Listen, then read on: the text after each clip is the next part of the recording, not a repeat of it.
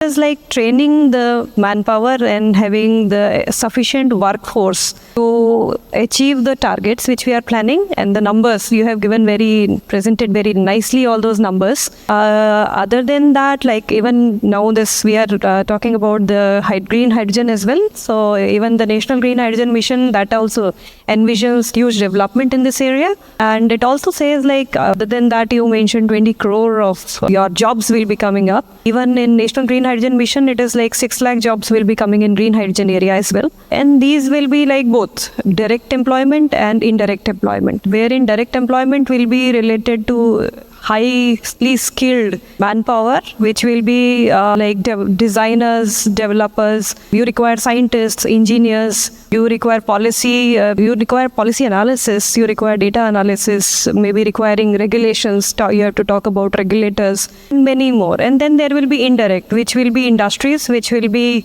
in fact facilitating those developments. It could be construction, automation, and many more. Now, where from this, there are two questions: what we need to do and how we need to do. So what we need to do, definitely being in an institution like IIT Bombay, we need to have structured courses which could make that happen.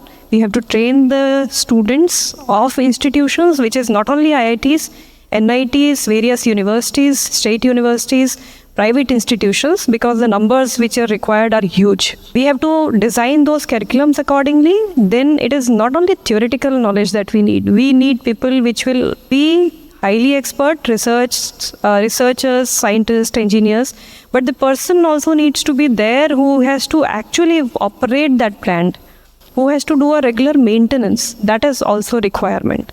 So, and that all will require a hands-on experience as well.